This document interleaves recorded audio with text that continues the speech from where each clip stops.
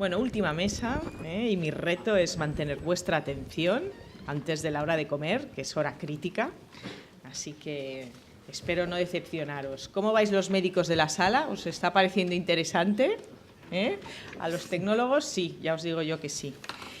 Bueno, esta mesa va de servicios sanitarios innovadores. Estoy aquí con mis asociados y estoy muy contenta de compartir y moderaros, aunque seguro que es súper fácil moderados porque sois todos súper moderados, así que esto va a estar chupado. Entonces, empiezo con las presentaciones. José Antonio Cano. José Antonio, ¿han cambiado los carteles? Allí, perdón. Vale. José Antonio Cano, director de análisis y consultoría de IDC, es doctor ingeniero de telecomunicaciones por la Universidad de Valladolid y cuenta con más de 15 años de experiencia en consultoría estratégica de tecnología y de negocio, desarrollando políticas y proyectos de promoción e implantación de nuevas tecnologías. Gracias por estar aquí. Belén Soto, General Manager Analytics de EMEA, o sea, ya te queda poco mundo ahí, ¿eh? De General... Todavía queda como tres cuartas partes. Nada, poco. De General Electric Healthcare. Es licenciada en Económicas y Empresariales por CUNEF y cuenta con más de 23 años de experiencia en el sector público y sanitario en la gestión, coordinación y ejecución de proyectos de modernización y consultoría empresarial. Xavier Massa, director para Administraciones Públicas en Cisco, donde lleva 18 años ejerciendo puestos de responsabilidad en grandes cuentas, pymes y partners. Es ingeniero de telecomunicaciones por la Universidad de Alcalá de Henares y máster de Dirección y Administración de Empresas en el EAE. A mi izquierda, Óscar Gil, Senior Manager de Sanidad en EY o Ernst & Young para los no iniciados. Es ingeniero de telecomunicaciones por la Universidad Politécnica de Madrid y cuenta con más de 18 años de experiencia en el sector de sistemas de información en salud, en distintos puestos de responsabilidad en varias consultoras internacionales y como director de tecnología de información en uno de los mayores grupos hospitalarios privados de España. Gracias por estar aquí también. Y por último, Juan Carlos Sánchez. Juan Carlos es director del área de salud en IBM para España, Portugal, Grecia e Israel. Es ingeniero industrial por la Universidad de Zaragoza y cuenta con una amplia experiencia en IBM en puestos de responsabilidad tanto a nivel nacional e internacional y tengo que decir que es un experto porque he hablado con él en varias ocasiones.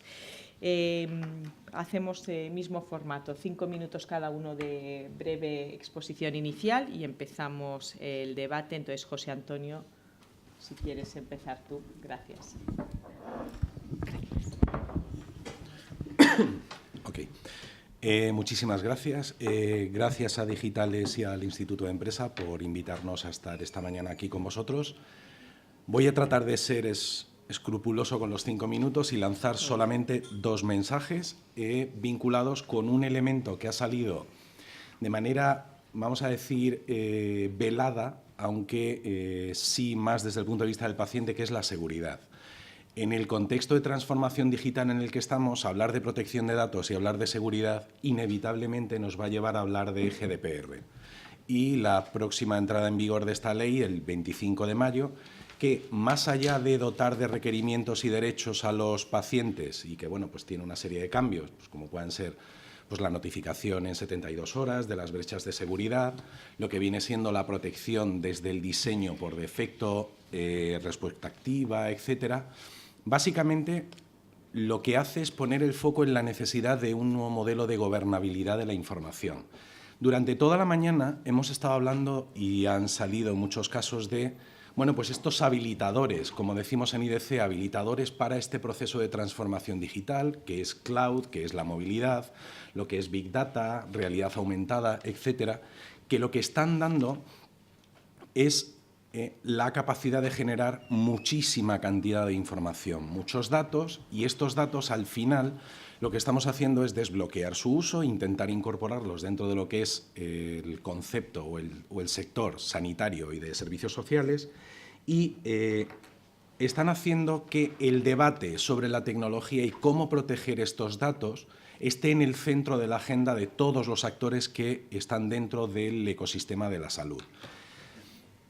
Hay un creciente número de aplicaciones móviles, de hecho, en la mesa anterior se contaba cómo, bueno, pues incluso hoy día el ciudadano cada vez ya utiliza más este tipo de aplicaciones, pero además hay que asegurar el derecho a la protección de los datos de este ciudadano, hay que evitar las fugas de información y las fugas de datos y, sobre todo, que con este concepto de transformación digital que parece que nos está invadiendo a todos, él aumenta la superficie de ataque, es decir, se diluye lo que era la barrera o el perímetro y hace que sea necesario establecer políticas de protección y seguridad como prioridad. Simplemente desde IDC lo que hemos hecho es una encuesta a nivel europeo para ver cuáles son las principales iniciativas o cuáles son los principales vectores de inversión en el ámbito de seguridad vinculado con la entrada en vigor de GDPR. Y los principales resultados me gustaría separarlos en dos. Por una parte, cuando hablamos de negocio como tal, el negocio de la salud, hablamos de operaciones, eficiencia, etcétera. Hay 4 prioridades, más del 60% de las personas que respondieron a la encuesta, de todos los actores que pertenecen al sistema de salud, bien sea tanto a nivel público como empresas, ponen el foco no solamente en el ámbito de la seguridad, fortalecer los sistemas de detección y resiliencia, todo lo que tiene que ver con el performance, aumento de productividad, aumento de eficiencia, etcétera, cumplimiento de GDPR, como no puede ser de otra manera, porque a día de hoy, solo os lanzo el dato para que lo sepáis, solo el 35% de las empresas a nivel de España está preparada para cumplir GDPR, el 42% no tiene muy claro todavía cómo implantarlo y estamos a un mes. Y, importante del resultado de la encuesta, el 42% ponía el foco en una cosa que se ha repetido durante toda la mañana, que es la experiencia del cliente. Esto es fundamental. Desde el punto de vista de los proveedores, desde el punto de vista del resto de generadores de servicios para el sistema de salud, aparecerían como 2 grandes frentes, uno de ellos derivado de la seguridad de los dispositivos móviles. No pensemos solamente en smartphones. Cuando hablamos de dispositivos móviles estamos metiendo aquellas soluciones que ayudan a la movilidad, pueden ser los ordenadores portátiles, etcétera, que lo que están provocando es que, unido a la transformación del puesto de trabajo, haya un problema muy grave en cuanto a fallo de datos o pérdida de información debido a esta ultramovilidad. Y luego, por otra parte, ya simplemente para terminar la exposición, he escuchado a compañeros hablar de que la transformación digital hay que llevarla a cabo a través de un modelo.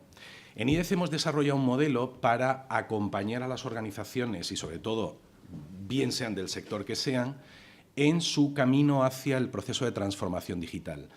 Es un modelo que tiene 5 dimensiones y, curiosamente, todas ellas han salido esta mañana.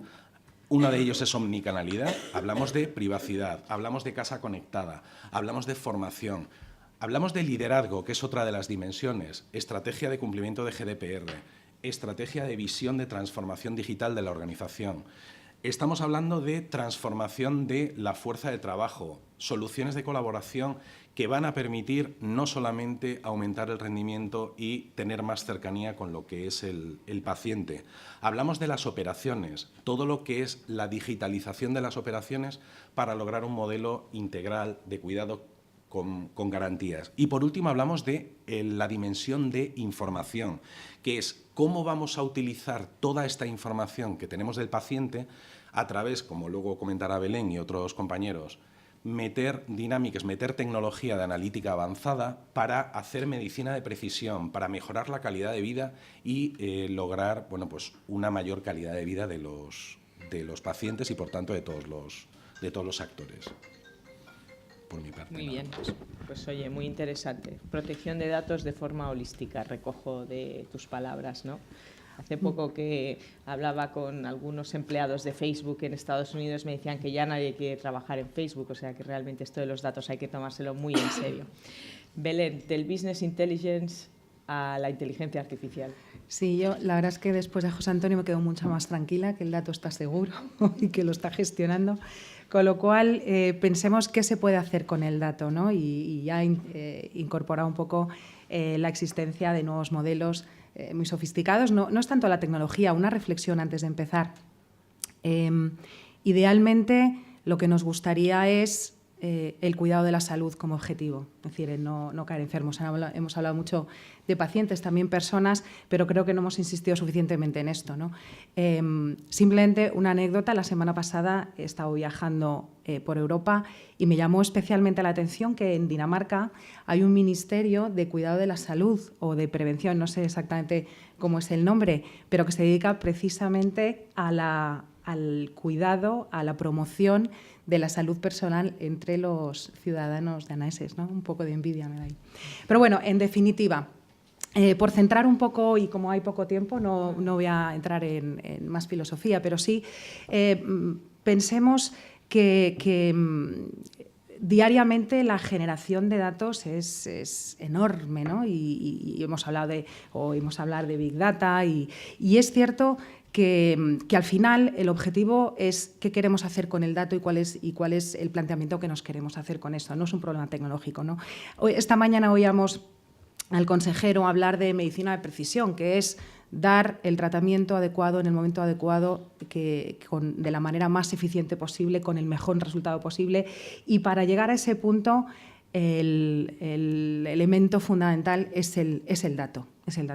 Y si pensamos en ese proceso, todo el mundo le gusta hablar de inteligencia artificial y realmente estamos empezando. Y no porque la tecnología no estuviera disponible, estaba ya disponible en los años 90. Pero es cierto que esto es un proceso, insisto, que es incipiente, que no estamos todavía ahí. Y si pensamos en por qué, la capacidad de computación, según la ley, creo que era Moore, se duplica cada 2 años. Hay herramientas mucho más potentes, pero hay también un anhelo por ser cada vez más eficientes, anhelo y necesidad también, por la escasez de recursos. Y con estas capacidades de computación, la necesidad de ser más certeros cada vez en los diagnósticos y en los tratamientos, pues se juntan todos esos elementos y hacen que esto sea necesario. Pero en el título de mi intervención decía que eso es un camino, es un proceso de madurez. Queremos llegar a la inteligencia artificial cuando realmente, si pensamos en el sector salud respecto de otros, no está generalmente adoptado un modelo básico de business intelligence, un modelo descriptivo. Ya si empezamos con el predictivo y el prescriptivo, ni les cuento, ¿no? Con lo cual lo vemos como un proceso, como un camino que tenemos que recorrer. Entonces, si pensamos en esto, pues por hacer un pequeño esquema, aproximación, empezamos con el dato.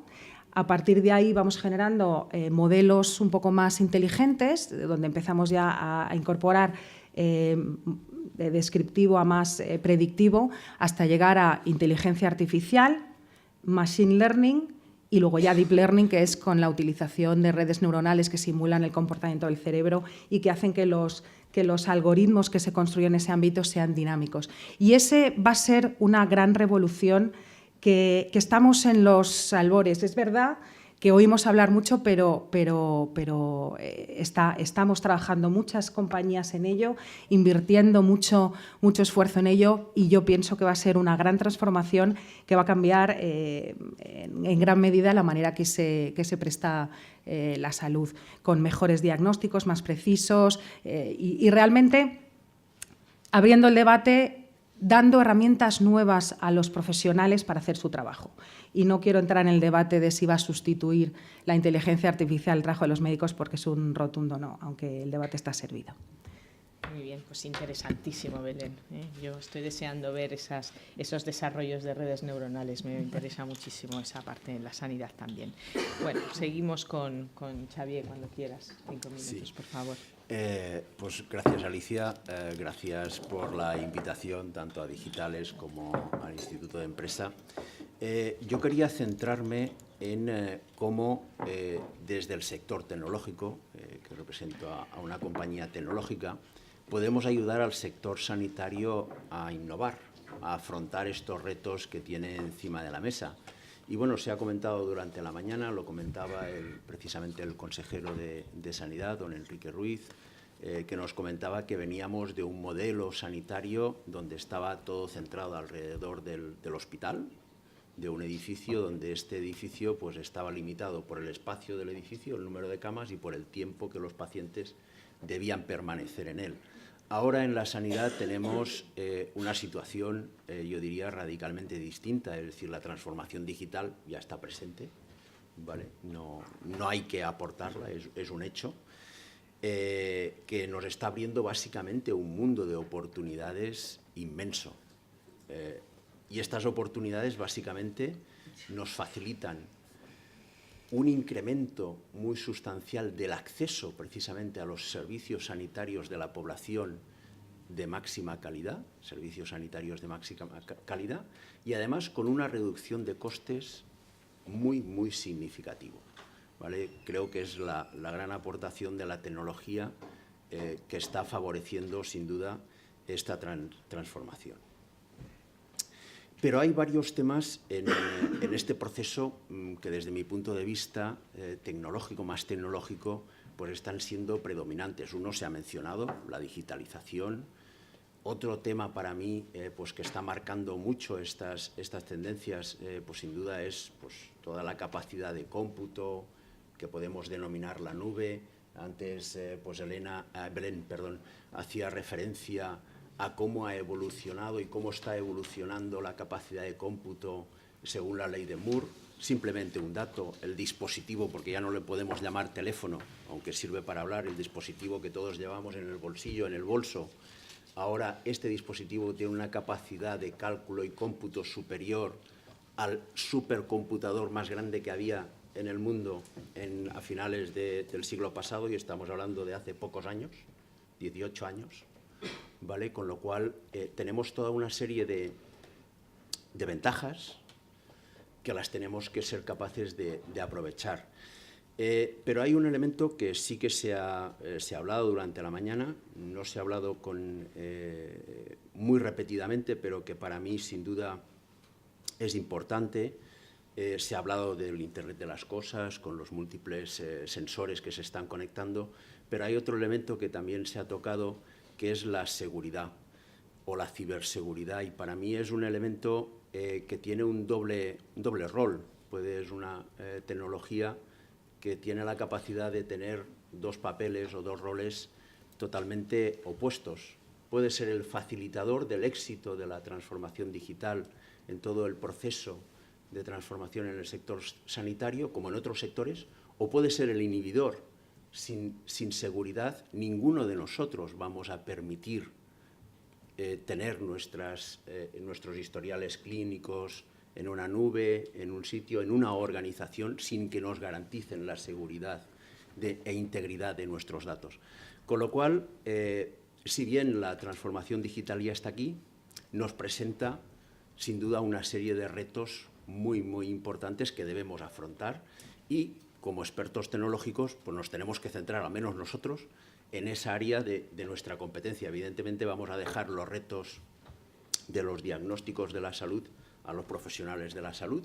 Nosotros nos vamos a encargar de los más técnicos y facilitar esas herramientas que, en todo caso, pues dejo para un poco más adelante para el debate, para no extenderme, porque si no ahora muy bien, pues genial. me como más de los 5 minutos. Muchas gracias, Xavi.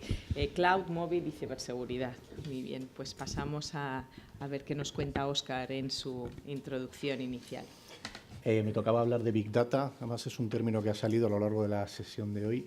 Yo creo que, para ponerlo en contexto, porque como están todos los medios y todo el mundo habla de lo mismo, quizá es interesante reflexionar sobre lo que no es. Es decir, hasta ahora los sistemas de soporte a la toma de decisiones se basan en dos cosas, que son su fundamento, pero también son su limitación, que es trabajan con datos estructurados, o sea, es decir, datos que están muy bien tabulados, o bien son números, cantidades, fechas que se puede jugar con ellas. Y además, los famosos cuadros de mando se construyen con indicadores que una persona piensa. La máquina ofrece ninguna inteligencia, simplemente extrae los datos y los ejecuta.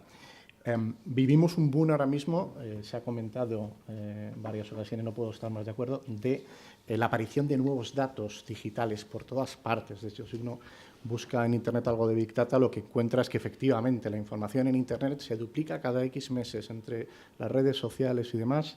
Es tremendo, ¿no? Pero yo creo que el sector nuestro todavía no está ahí, pero ya tenemos la necesidad, y me explico. Si pensamos hacia atrás, los últimos 10 años, lo que se ha venido haciendo, sobre todo en los centros asistenciales, es poner una cosa que antes no existía, ahora nos parece a todos muy natural, que es el sistema de historia clínica electrónica. El sistema de historia clínica electrónica que precisamente donde tiene información que no todo el conocimiento explotable es en los documentos que escriben el personal asistencial que está en texto libre. Y hasta ahora no había herramientas para procesar eso, para pasarlo por filtros de diccionarios médicos y pasar del dato al conocimiento. Además, yo creo que en nuestro sector están ocurriendo cosas que son parte de los retos que veníamos comentando antes. Uno, por ejemplo, leía el otro día que la información o el conocimiento médico se duplica cada 5 años, decía alguien. Bueno, parece creíble incluso, ¿no?, con los avances que hay. Pues imaginemos la presión asistencial que todos conocemos de un médico que según su especialidad, está en primaria, en especializada, tiene 5 minutos, 7 minutos para atender a un paciente, en base a lo que estudió en su día en su carrera, en base a su experiencia y en base a la formación continua que puede tener vía congresos. Es imposible que esté al día. Es decir, yo creo que la oportunidad de dotarse de este tipo de herramientas para ayudar en la práctica clínica es fundamental. Todo esto sin hablar de lo que es todos los procesos de investigación, donde hasta ahora pues el investigador de alguna forma va con su intuición. Pero hoy en día, aparte de la ley de Moore, que es algo que yo iba también a comentar, con lo cual estupendo, existen herramientas de descubrimiento, herramientas que te permiten encontrar combinaciones de variables de forma masiva que tú no tenías ni la capacidad ni la intuición de meter o no en la coctelera para ver si aquello te dice algo o no, ¿no? Yo quería acabar pasar de las musas al teatro, ¿no?, porque al final nos quedamos todos en la teoría. Contar de los proyectos que estamos haciendo en Iguay, que tenemos un centro de excelencia en Big Data a nivel europeo, lo tenemos en Madrid. Uno clínico, muy rápido, uno clínico y otro de gestión, porque esto también va de la gestión. Primer caso, una aseguradora sanitaria, departamento de retención de clientes, que hasta ahora sus políticas de retención se basan en 5 o 6 parámetros. La frecuentación hospitalaria, un paciente que no viene, su paciente más proclive a dejar el seguro, los tramos de edad, el patient journey, en qué momento está la persona en su tramo de vida, ¿no? Lo que hemos hecho nosotros es que con estas herramientas somos capaces de combinar todos los parámetros que tienen en todas sus bases de datos, siempre que haya un elemento combinable, como puede ser el número de póliza, y encontrar patrones de comportamiento en los últimos 3 años para identificar aquellos segmentos de tus clientes que muy probablemente se te van a ir. Eso es aplicar este tipo de tecnologías en algo que ni siquiera es clínico, pero para un poco abrir el abanico de todo lo que se puede hacer con esto. Y el otro caso muy rápido, que también es muy bonito, es que lo estamos haciendo en gran medida con fondos propios a nivel global, porque contamos la día internamente, gustó mucho. Es algo muy ambicioso y no sé si lo llegaremos a hacer, pero es muy motivacional. Es encontrar un biomarcador para anticipar el cáncer de mama, a partir de una serie de decenas de miles de imágenes, que son, por supuesto, anónimas, con al menos 2 estudios negativos y un estudio positivo, aplicando redes neuronales profundas de imagen y combinando con información de la historia clínica, intentar ser capaces de encontrar cambios en la estructura, cambios en los colores, cambios en todo lo que se ve allí. Esto siempre lo haces con el 80% de la muestra y lo compruebas con el 20% de la muestra. Tenemos radiólogos en el equipo que están ayudando a la máquina a aprender y es uno de los proyectos que más nos interesa, no tanto por los resultados, porque en un proyecto de investigación de este tipo pues no siempre se logra el resultado que uno quiere, pero sí también por el impacto social que puede tener, ¿no? Pues muy impresionante este biomarcador y estoy deseando conocer el proyecto con más detalle y encantado de que un día nos lo vengas a contar con profundidad. La verdad es que es un orgullo que los de Ernst & Young, pues su centro más importante de Big Data, lo centren en Madrid. O sea, eso es algo de lo que tenemos que presumir, ¿eh? Muy bien, pues por último, Juan Carlos, háblanos de Watson. Vale. Bueno, primero, muchas gracias por la invitación. Es un placer estar aquí en el Instituto de Empresa y la verdad es que como soy el último casi ya me han chafado casi todo, ¿no? Yo voy a simplemente hacer una reflexión desde la tecnología y pasando por la aplicación y el final y los retos y cómo esto se puede hacer realidad, ¿no?, en nuestro sistema sanitario, en nuestro entorno y cuál es la barrera a nuestro juicio, ¿no? Lo primero es decir que todo esto que estamos hablando no es nuevo. La inteligencia artificial, las bases se descubrieron en los años 50 con las redes neuronales y se empezaron a hacer desarrollos matemáticos muy interesantes con todo esto. El problema es que faltaban 2 cosas que ahora sí se dan. Una es la capacidad de computación que por cierto estamos llegando casi a los límites, pero que los nuevos desarrollos de ordenadores cuánticos cambiarán el paradigma de nuevo, y la capacidad de entrenar a estas redes, porque estas redes aprenden por entrenamiento, datos. Entonces, con el advenimiento de Internet y todo el mundo poniendo sus datos en Internet, etcétera, pues empezamos a tener capacidad de entrenar a los modelos. Y con la computación, pues es por lo cual tenemos la explosión del mundo de la inteligencia artificial hoy en día. Esos dos temas que realmente probablemente no seguirán más que siguiendo, es decir, cada vez mayor capacidad computadora y cada vez más datos accesibles, ¿no? Esta es la primera reflexión. La segunda reflexión, como se ha dicho, la tecnología puede ayudar, como otras industrias, a reducir los costes, a mejorar, a reducir la demanda sobre el sistema, a alejar a la gente del sistema. Pero creo que hay un factor que no se ha hablado hoy y que para mí es crítico, que es a aportar valor. Valor a la sociedad, empleos, riqueza. Y esto es un tema que en nuestro país es especialmente importante. Es decir, a través de la aplicación de la tecnología, a través de la utilización de los datos, aparecen nuevas profesiones, aparecen científicos de datos, aparecen startups que generan valor, que generan análisis, que generan investigación. Y esto para nosotros es crítico. Me encanta que Ernst & Young ha decidido poner aquí su centro, porque si podemos dotar a estos y a otros que hablaban por aquí, que hacían cosas y tal, si podemos dotar de una infraestructura segura, un acceso controlado a todos estos datos, que es, digamos, el nuevo oro negro, si queréis, del siglo XXI, son los datos. Otros países ya lo están haciendo, es decir, otros países con los que estamos colaborando y que me da mucha envidia, como Finlandia, como Israel, ahora el Reino Unido, incluso China está en esto. Y nosotros, pues creo que como país tenemos que hacer algo, ¿no? Hay iniciativas por la Administración, puesto que esto no es fácil, hay que estructurar el acceso a los datos, hay que tenerlos, hay que estructurarlos, hay que ponerlos en un entorno seguro, controlado, y hay que legislar para asegurar que el uso secundario de los datos está en un marco de seguridad jurídica tanto para los pacientes, nosotros, ciudadanos, como para los que vayan a trabajar y vayan a invertir y van a desarrollar todas estas aplicaciones, ¿no? Y esto todavía estamos un poquito atrás. Pero bueno, ejemplos de aplicación, pues habéis dicho, ¿no? Hablamos de Watson. ¿Watson qué es? Watson es un sistema que es un ejemplo de inteligencia artificial que es capaz de trabajar con datos no estructurados y datos estructurados. Y eso es un paradigma nuevo, puesto que podemos trabajar al mismo tiempo con datos atmosféricos o datos de los ensayos clínicos o datos de los datos, digamos, datos reales o estructurados que aparecen en historias clínicas y los comentarios o los apuntes de las historias clínicas o con literatura, ¿no? Y con esto, pues, desarrollar dos tipos de aplicaciones. Aplicaciones que permiten, a través de entender el lenguaje natural, conversar con las personas, entender su contexto y dialogar con ellas, y otros que estructuran todos estos datos que están por ahí y aplican los modelos de predictivos, machine learning, etcétera, para desarrollar aplicaciones que mezclan ambos tipos de datos. Ejemplos, pues asistentes de pacientes, tenemos asistentes de pacientes ya en España, en otras industrias y en esta, pero es curioso que la agencia tributaria haya desarrollado un asistente para ayudar a hacer la declaración de la renta, la declaración del IVA, ¿no? Porque no le daba tiempo para poder atender a todas las consultas. Pues, por ejemplo, es algo que si alguno de vosotros estáis en el mundo del IVA, pues lo podréis experimentar, ¿no? Tenemos asistentes también para facilitar el acceso a los pacientes, acompañar a los pacientes con cáncer en su proceso, que es un proceso muy doloroso. Es algo que lo vamos a ver de forma amplia en todas partes. Más aplicaciones de esto, pues en el mundo de las residencias, ¿no? De los residentes de ancianos, donde podemos analizar las imágenes y a través de las imágenes detectar si se ha movido el anciano o no, si hay que cambiarle el pañal, etcétera, sin tener que intervenir. Todos son modelos de inteligencia artificial que tienen aplicaciones directas, ¿no? En la relación del paciente con la salud.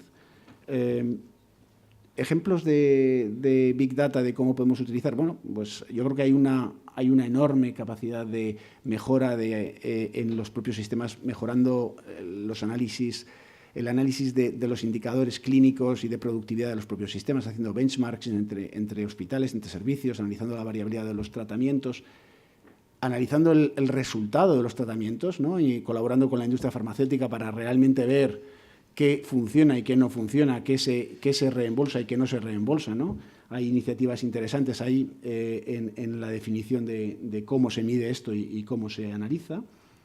En obtener la información de la literatura médica para poder extraer de ahí información para los investigadores, ¿no? Para poder analizar tumores y en función de la secuencia genómica del tumor y ver cuáles son las mutaciones y a partir de las mutaciones identificar cuáles son los tratamientos que en esa mutación concreta funcionan, y estos son aplicaciones ya existen, ¿no? No quiero poner nombres comerciales, pero son aplicaciones que están disponibles. O ayudando a la decisión de los profesionales, utilizando de nuevo los datos de las historias. Pues tenemos un ejemplo, y aquí acabaré, con la Universidad Politécnica de Madrid y el Hospital San Juan de Dios para drogadictos. Entonces, analizar lo que ha hecho este hospital con la universidad y utilizando nuestra tecnología, y esto es un caso que a mí me gusta especialmente, es identificar qué pacientes van a abandonar el tratamiento de drogadicción a partir de todas las variables psicosociales que están recogidas en las historias clínicas de psiquiatras. Imaginaros lo complicadas que son. Pues esto lo van a publicar dentro de nada, y es un ejemplo del valor que podemos aplicar con esta tecnología. Pero acabo con la barrera, es decir, este valor, todo esto está muy bien, se pueden hacer muchísimas cosas en mejorar la gestión, en impulsar la investigación, en analizar lo que funciona, la medicina de precisión. Hablaba antes en el Carlos III que estáis desarrollando todo este tipo de analítica. Está muy bien, pero necesitamos los datos.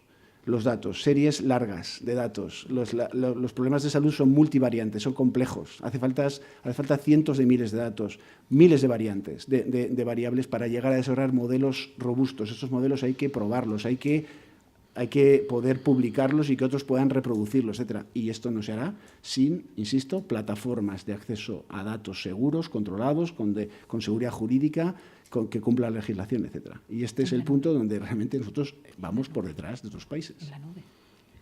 Pues nada, pues tenemos un reto a recoger datos para empezar. Bueno, pasamos al debate. José Antonio, a mí me gustaría que me concretaras cuáles son las prioridades en el sector sanitario para aplicar el GDPR. El GDPR, para los no expertos, es la normativa que se va a implantar ahora nueva de protección de datos que implanta Europa. Que propone Europa, perdón. Vale. Cuando hablamos de seguridad y cuando hablamos específicamente de seguridad de la información, si atendemos a la naturaleza de los datos que hay dentro del sector sanitario, bueno, pues estamos hablando de datos que son críticos ya de por sí, con lo cual lo que es la seguridad y custodia de los mismos aparece como principal elemento. O sea, esto es innegable. ¿Qué permite GDPR? Bueno, GDPR, como comentaba antes, es sinónimo de gobernabilidad de datos, gobierno de datos. Facilita la adopción de políticas de seguridad que además permiten que se puedan aplicar en cualquier entorno. Comentaba la anterior mesa, creo que comentaba la compañera de DXT, los silos. Entonces, una de las principales prioridades, y ya lo apuntaba muy bien, es la eliminación de silos, la homogeneización de entornos. Si algo permite GDPR es establecer una política de seguridad que sea única, que sea transversal y que puedas aplicar de manera transparente en todos los entornos. Entonces, para mí, desde mi punto de vista, esas serían las tres prioridades. ¿Hace falta, es obligatorio un Data Privacy Officer? Sí, en el entorno sanitario. GDPR exige que haya un DPO. De hecho, según los datos que nosotros tenemos en IDC, antes comentaba que solamente el 35% de las empresas estaban preparadas. Bueno, pues el 90% de las empresas que no están preparadas a día de hoy, es decir, de ese 42% que yo mencionaba antes, reconocen que van a recurrir a ayuda externa para poder implantar GDPR, pero sí que tienen muy claro, el 60% de ellas, que la figura del DPO tiene que ser alguien de dentro de la organización, porque es quien puede habilitar el diálogo con las determinadas unidades de negocio o con todo el conjunto de empresas, y sobre todo porque es quien conoce los procedimientos. De acuerdo, muchas gracias. Óscar, Bueno, en este proceso, en este viaje en el que tenemos que captar tantos datos, hay unos dispositivos que son los wearables, ¿no? Los relojes, las pulseras, los sensores que nos podemos incorporar, los cepillos de dientes que hoy están conectados. ¿Cómo vamos a estar siempre monitorizados o cómo va a ser nuestra vida para pasar a ese modelo que comentabais, ¿no? de precisión o de predicción, ¿no? Yo creo que va a ser seguro así. El tema es una cuestión de tiempo. No va a ser como cepillarse los dientes, porque eso sería una barrera de entrada. No lo tienes que hacer 3 veces al día o cada vez que comes, sino tiene que ser algo totalmente no intrusivo con la vida de la persona. Llámese pulsera, llámese lo que sea. Mi sensación es que nos falta dar un salto evolutivo darwiniano en los dispositivos que tenemos. Me explico. A mí me recuerda esto. Los dispositivos que hay hoy, salvando las distancias, me recuerdan un poco a la época en la que había las agendas digitales. Todo el mundo iba con su teléfono solamente para llamar y poner SMS, y alguna gente que se lo podía permitir y además sabía utilizarlo, iba con el cacharro, no diré marcas. Bueno, no sé si ha desaparecido. Palm Pilot, por ejemplo, era un aparato grande, pesado, que había que saber manejarlo, que costaba un dinero, y quizá por eso pues, no tuvo más acogida. Pero fijaos que hubo un salto ahí de evolutivo darwiniano y todo el mundo tiene una agenda digital. Y la barrera de entrada se disolvió de alguna manera completamente. Yo creo que falta eso en los dispositivos que tenemos. Y creo que es necesario, el plazo no lo sé, porque va a ser una de las formas de poder pasar de una medicina reactiva centrada en la enfermedad eso es uno de los retos, a una medicina preventiva basada en el ciudadano, basada en la monitorización constante, probablemente personalizado, no para todo el mundo valga lo mismo, pero tiene que ser no intrusivo, nadie tiene que estar apuntando nada ni acordarse, y con un salto cualitativo en los dispositivos que hay hoy. O sea, no nos meterán un chip en la parte de debajo del cerebro. No lo sé. Igual sí, no lo sabemos. Igual estamos hasta dispuestos, ¿no? Si nos ayuda a predecir enfermedades. Bueno, ahora las siguientes preguntas van hacia General Electric, hacia Cisco y hacia IBM, que me gustaría pues, que comentaros que cada una de estas 3 empresas tienen unas unidades de negocio especializadas en financiar proyectos de startups y pues, se llama General Electric Venture Capital, Cisco Venture y IBM Venture. Entonces, imaginaros la prioridad que significa para ellos, ¿no? Y la presión que tienen en estar buscando siempre nuevas startups que les ayuden a innovar y a introducir ese conocimiento, ¿no? Entonces, me encantaría que nos pudierais contar, creo que a estas horas ya de la mañana casi es más ilustrativo que nos contéis casos de usos así impresionantes, pues como el que nos ha adelantado Óscar sobre el biomarcador. A ver, ¿qué nos podéis contar, ¿no? O hacia dónde va la innovación. Pues si queréis, disparo. A ver, en este camino es un camino que no podemos recorrer solos. Entonces, si pensamos cómo desde General Electric afrontamos el reto, efectivamente hay 3 elementos fundamentales. Uno es el dato, coincido plenamente que sin eso, y era el principio de mi intervención, el dato es fundamental. Pero luego también la plataforma es el segundo de los elementos en el que estamos trabajando, una plataforma que sea plenamente compliant, por supuesto en la nube, porque es donde está la capacidad de computación y el albergue de los datos y plenamente respondiendo a todas las normas, y eso lleva tiempo. Pero la tercera, yendo a tu comentario, Alicia, es el ecosistema. No estamos solos aquí. General Electric tiene como objetivo desarrollar algoritmos, sobre todo pensando mucho en nuestro negocio, que siendo fabricantes de alta tecnología en el ámbito de diagnóstico por la imagen, sobre todo, pues van muy orientados a hacer nuestros equipos mucho más inteligentes y nuestros productos, no solo los equipos de alta tecnología, sino nuestro software, como de imagen diagnóstica, RacePacs, ir incorporando esa innovación en nuestras soluciones. Pero como decía, no vamos a estar solos. Esto es un ecosistema y en ese ecosistema estamos desarrollando una línea que llamamos partnerships, ¿vale? Entonces, las startups son fundamentales aquí porque son muy ágiles, son de nicho, desarrollan pues con una velocidad vertiginosa y con muchísimo talento. lo que queremos es darles cabida. No solo startups, por supuesto, algoritmos allí para nuestros equipos y nuestros clientes, pero también otro tipo de acuerdos con grandes corporaciones. De hecho, tenemos un par de... Bueno, son 4 en realidad, acuerdos con organizaciones en Estados Unidos donde se están desarrollando conjuntamente algoritmos. Tenemos un acuerdo global con Roche, precisamente para incorporar otro tipo de datos, no solo diagnóstico por la imagen, sino también pues, del ámbito de la histología, patología, laboratorio, etcétera, etcétera, para precisamente enriquecerlo. Es un camino, desde luego, que no lo podemos hacer de manera solos, ¿no? En este sentido, pues ahora mismo tenemos 20 algoritmos que estamos, bueno, pues algunos más cerca de empezar a validar, porque el proceso es tener los datos, construir el algoritmo como decíamos, pues con deep learning, con redes neuronales profundas, desarrollar ese algoritmo con modelos sofisticados, pero luego está la parte de validación una vez que está el algoritmo. La parte de validación es fundamental y es rodar el algoritmo en otro dataset, en otro conjunto de datos. Para eso también estamos aprovechando partnerships y estamos mirando también aquí en Europa con quién potencialmente podríamos correr los algoritmos para ver si realmente... y que aprendan, porque al final se basan, son dinámicos. Entonces, bueno, pues un poco cómo hacer eso. Ejemplos de cosas que estamos haciendo, bueno, pues desde el puro flujo de trabajo, pues en un screening que cuando un radiólogo tiene 250 imágenes, pues que el sistema te identifique las 2 o 3 que tienen realmente áreas de interés y la ponga primero para su diagnóstico. ¿Es muy sofisticado desde el punto de vista clínico?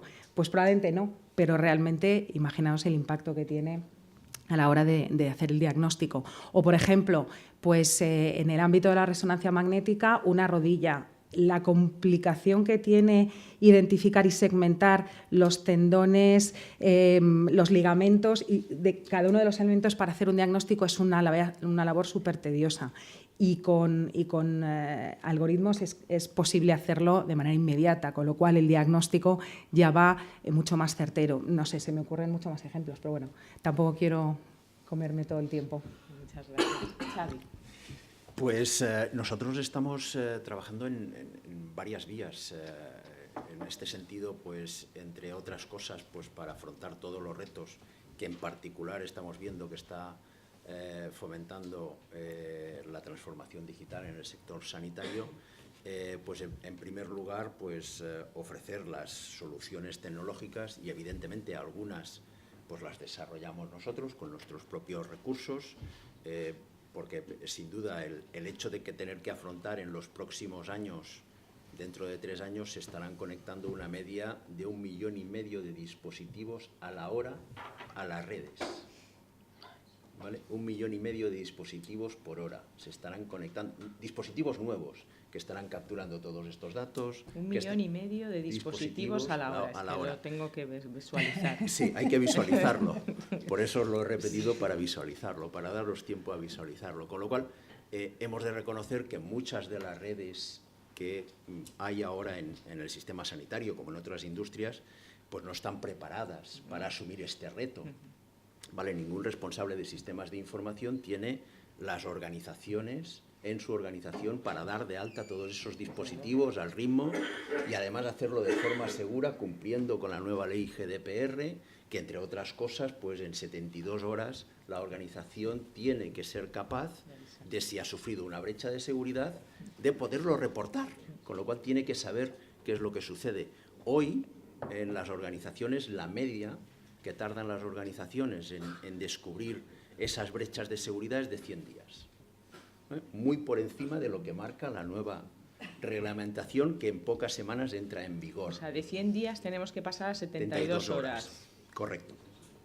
Con lo cual, retos tecnológicos hay muchos, ¿vale? Nosotros, por ejemplo, hemos desarrollado todas unas nuevas tecnologías de red que son capaces de hacer esto en tiempo real, ¿vale? Y facilitar precisamente que toda esta transformación digital y toda esta innovación que tiene que haber en cada uno de los sectores, ahora aquí en particular sobre el sector sanitario, pues se pueda llevar a cabo. Esto es lo que hacemos por nuestra parte, pero no lo hacemos solos, igual que General Electric, somos conscientes de que tenemos que colaborar con otras organizaciones y sobre todo donde hay un boom de ideas que hay que realmente apoyar, facilitar que puedan progresar, es desde los emprendedores, desde las startups, y en este sentido desde Cisco tenemos un fondo de 2.000 millones de dólares para invertir en startups, de los cuales algunos millones están invertidos en España. ¡Ay, qué alegría! ¿Vale? En varias startups españolas que han desarrollado tecnologías que sin duda consideramos muy interesantes y que por lo tanto las estamos apoyando tecnológicamente y participando en su accionariado para que puedan desarrollar sus productos y ayudarles pues, a comercializarlos y que sean pues, empresas tecnológicamente innovadoras y punteras en sus ámbitos de competencia, que no son los nuestros. Claro. Oye, 2.000 millones de dólares previstos para esta materia, eso es comprometerse con la innovación. Creemos que sí. Que sí, muchas gracias. Juan Carlos, a mí me gustaría que contaras, porque aquí no todo el mundo es iniciado, cuéntanos cómo salió Watson y luego cuéntanos un caso de estos para quedarnos ojipláticos de uso. Watson fue un proyecto de research que se hizo, o sea, nosotros tenemos una división de investigación con no sé cuántos premios Nobel científicos y tal, que a lo que se dedica es a investigar, ¿no? Y hace patentes. No sé si sabéis que IBM es la compañía que más patentes tiene o que cada año genera. Entonces, el reto, igual que el reto de Big Blue, ¿os acordáis? Eso es lo que tienes que explicar, que la gente no sabe. Vale, eso cada cierto tiempo los científicos lo que hacen se plantean retos, ¿no? Y dicen, vamos a ver si podemos hacer esto, ¿no? Y vamos a ver si podemos hacer que una computadora juegue al ajedrez mejor que el humano. Lo hicieron y tal. Y vamos a ver si hacemos una computadora que sea capaz de entender el lenguaje natural, extraer el significado semántico y aplicar, digamos, inteligencia a ese dato, ¿no? Y entonces se cogieron el lenguaje, cogieron un concurso, se llama Jeopardy en Estados Unidos, que es como saber y ganar. Exacto. Pero un poco más, las preguntas son más difíciles porque no te las hacen directas, sino te las hacen en un contexto que tienes que interpretar. Y desarrollaron una máquina en el año, esto al final lo hicieron en el año 2011, 2008, perdón, cuando lo hicieron, 2008, la desarrollaron la forma de extraer, digamos, entender el lenguaje natural con un estándar que se llama WIMA, que se desarrolló en colaboración con otros, es un estándar de cómo descomponer y cómo anotar los diferentes verbos, adjetivos, condicionarios, etcétera, las relaciones de las palabras, y luego, una vez que ya tienes ese entendimiento, pues aplicar los modelos de predicción, de entrenamiento, machine learning, etcétera. Construyeron esa especie de pequeño monstruo que estaba en un ordenador muy grande, muy gordote, y lo pusieron a competir contra los mejores jugadores de este concurso y bueno, y ganaron, ¿no? Y ganaron, efectivamente. Ganó la máquina. Ganó la máquina como obvio, si no, no lo hubieran hecho, ¿no? Si no, no lo diría yo aquí, ¿no? Claro. Entonces luego dijimos, bueno, ¿y ahora qué hacemos con esto? ¿No? Tenemos aquí una especie de pequeño monstruo, ¿no? Con múltiples cosas metidas. Entonces lo que hicimos fue descomponerlo y trocearlo en trozos que sean utilizables para que se puedan hacer aplicaciones con esas. Y apuntamos a aplicaciones o a industrias que son muy intensivas en conocimiento y en lenguaje, como pues, la industria de la salud, también en el área de los abogados, por ejemplo, y tenemos ahí proyectos para manejar toda esa información, en el área de banca, y así surgió, ¿no? Es decir, y ejemplos. En sanidad ya. Ahora. En sanidad, bueno, yo quería hablar de lo que hemos hecho y luego de cómo lo hemos todavía descompuesto más, porque lo que hacemos nosotros es, IBM hace algunas aplicaciones, pero su negocio no está tanto en hacer aplicaciones de usuario final como de crear plataformas y utilidades para que otros hagan desarrollos, también las startups, ¿no? Entonces, las aplicaciones que hemos hecho nosotros son aplicaciones dirigidas a manejar toda esa información. Yo diría, para mí hay dos favoritas. Una que está dirigida a los investigadores, digamos, del mundo biosanitario. Los investigadores lo que tienen que hacer es investigar, normalmente lo que hacen es investigar targets, es decir, qué aspecto de toda la cadena biológica de una enfermedad es responsable de qué y dónde yo podría actuar, ¿no? Eso es un receptor, un mecanismo de acción, y luego con qué molécula. Con qué molécula yo puedo aceptar a este target, a esta diana, para cambiar su comportamiento, para bloquearlo, para activarlo, tal. Así se desarrollan las moléculas farmacéuticas, ¿no? Entonces, hay múltiples investigaciones que se publican en las revistas y más de 100.000 artículos en cáncer, solo en cáncer. Y claro, al final, aunque uno diga que se lo lee todo, pues tendría que llegar toda su vida a leer todo esto, ¿no? Entonces, la aplicación lo que hace es ingesta toda esta cantidad de información, la entiende, la estructura y le da utilidades a los investigadores para investigar sobre ella, incluso hacer análisis predictivos. Y así estamos trabajando con institutos de investigación y con farmacéuticas y para ellos avanzar en estos descubrimientos que ya se han hecho, pero que no se han conectado unos con otros, porque están muchas veces en resultados secundarios, ¿no? Esta es una. Y la otra, que a mí también me gusta especialmente, es una práctica clínica, que es la que he comentado antes, ¿no? Que es, esto estamos hablando de medicina de precisión en cáncer, ¿no? Y es, claro, hoy en día el tratamiento del cáncer, no sé si habéis tenido la mala suerte de estar cerca de ellos, pero yo sí, es un proceso en el cual se hace por, bueno, pues unas prácticas clínicas, primera línea de tratamiento, segunda línea de tratamiento, etcétera, hasta que, bueno, pues o fracasan todas o el paciente pues alarga su vida o se mantiene, ¿no? Toda la nueva investigación en cáncer va dirigido a las mutaciones que provoca el cáncer, porque al final si hay un cáncer hay una mutación, si no hay mutación no hay cáncer, ¿no? Y hay múltiples mutaciones, algunas de ellas son las que generan el cáncer, evitan que el sistema inmunológico actúe y tal. Entonces, toda la investigación se basa, cientos de miles de ensayos clínicos, en identificar qué actúa sobre qué mutación. Entonces, de nuevo, la capacidad de coger toda esa información para las mutaciones que tú tienes, obviamente previamente hay que secuenciar la muestra, hay que identificar las mutaciones, pero una vez que tienes esto, esta herramienta te permite al anatomopatólogo, que va a generar el informe para el oncólogo, decirle, mira, de todo lo que hemos encontrado en este señor o señora, hemos encontrado 100 mutaciones, 20 son patológicas y esto es todo lo que hay en el mundo publicado o en ensayos clínicos que pueden actuar sobre estas mutaciones en este momento. Bien, oye, no lo sé, los que habéis investigado alguna vez, yo investigué una etapa en mi vida, o sea, imaginaros esa primera etapa que tienes que leerte y buscar información por todas partes, que oye, que aplicaras Watson y oye, en una semana tenías ahí todo perfectamente solucionado. En un minuto. O en un minuto ya, bueno, una maravilla, vamos.